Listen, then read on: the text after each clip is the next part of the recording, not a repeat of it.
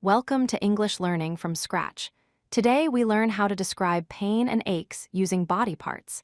These phrases help in everyday conversations and doctor visits. Expressing pain clearly is important for good communication. Here are the most common body parts people talk about when describing pain: head, back, neck, arm, shoulder, chest, stomach, leg, knee, and wrist.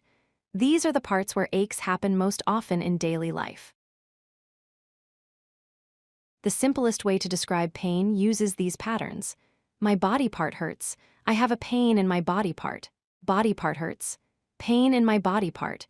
Replace body part with head, back, or any part from the list. Listen to these real examples. My back hurts. My head hurts. I have a pain in my neck. My stomach hurts. Notice how we put the body part name into the basic patterns we just learned. Different words describe how bad the pain feels. Hurts means general pain. Aches means dull, constant pain. Sore means tender and sensitive. Stings means sharp like a bite. Burns means hot, painful feeling. Throbs means pulsing pain. Doctors use special words for pain location. Referred pain feels in a different place from the problem. Radiating pain spreads from one area.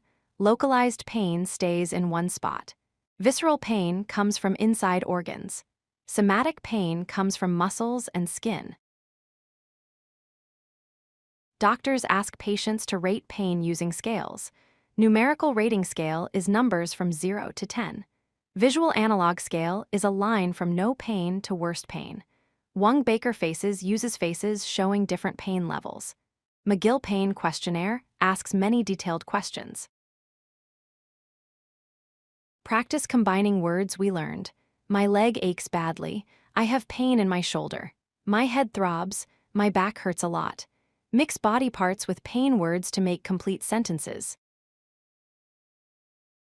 Here's how to talk to a doctor about pain. Patient says, my back hurts when I bend over. Doctor asks, on a scale of 1 to 10, how bad is the pain? Use specific details about when and how the pain happens. Clear pain descriptions help doctors understand your problem better.